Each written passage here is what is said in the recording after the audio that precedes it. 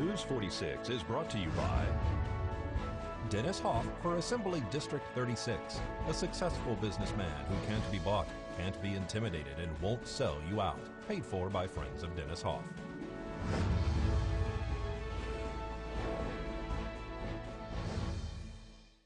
Welcome back. Willie Bear tells you about a fulfilling volunteer position that helps kids in the foster care system. We desperately need CASAs. We need volunteers. We have a backlog of cases waiting, and you know, I've told you before that we do a maximum of 2 training classes a year, and we have one coming up in the spring, and we would love to fill it.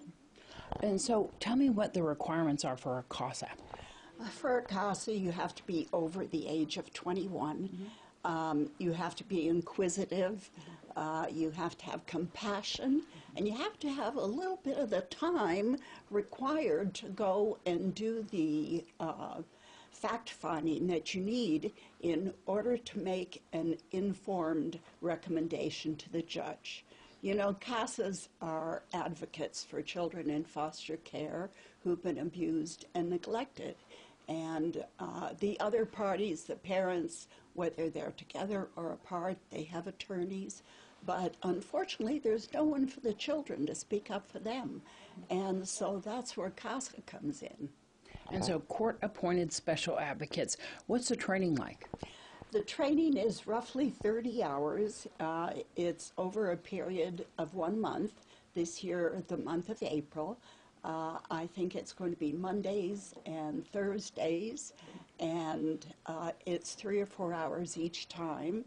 And you learn all about how to be a good investigator and how to make a court report and to report back to the judge. The CASAs are basically the eyes and the ears of the judge. So how does a person find out about the training, get involved?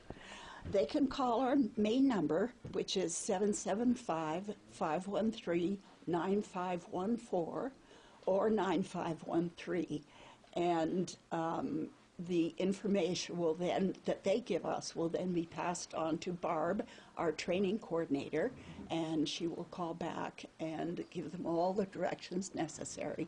You know, we require the completion of an application, background checks, fingerprinting, references, all that kind of thing. All right. And so give a phone call. The classes start in April. What date? Right now it's tentatively scheduled for April 9th, but we may have to move that back a bit if we want a full class. Well, Caitlin is joined by a lovable dog right now available at Desert Haven. Save a Pet is sponsored by Jim Marsh Automotive Las Vegas.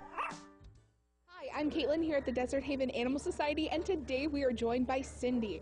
Cindy is a black and brown heeler mix. She has cute little white boots on her front 2 paws. She is a people dog. She loves to be right next to you, and she's very attentive. If you want to come see Cindy or any of her other friends, you can do so at the Desert Haven Animal Society. They're off Seary Lane behind the Nye County Courthouse. You can give them a call at 775-751-7020.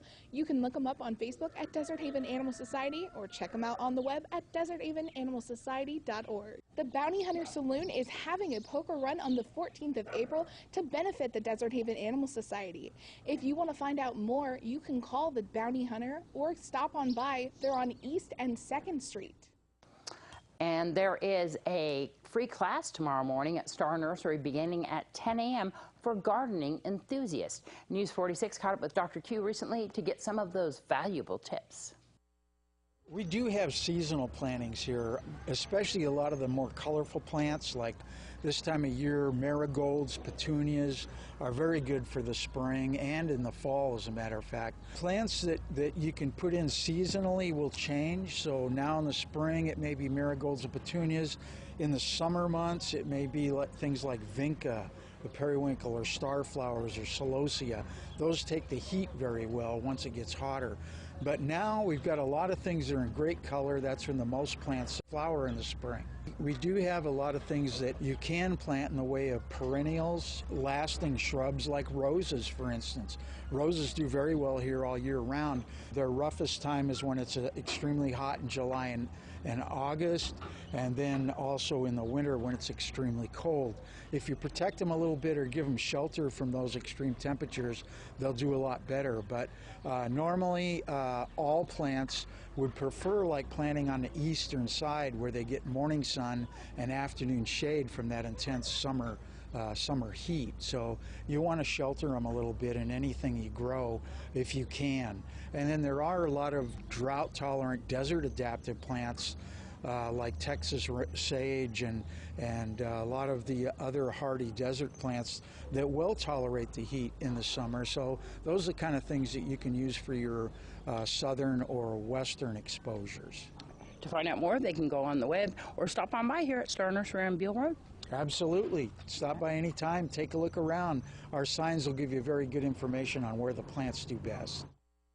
Well, everyone is invited to a fundraiser for the 4-H Club and for Chase and Nate, who are the kids that were burned in a fire incident. It's all happening tomorrow at the TZ Ride Shop, located at 1231 South Loop Road. From 11 until 3 p.m., there will be a dunk tank, food, face painting, and comic books. News 46 Weather Cam is brought to you by Glenn Lerner Injury Attorney's Office in Pahrump. In a wreck, need a check? Call 702-877-1500.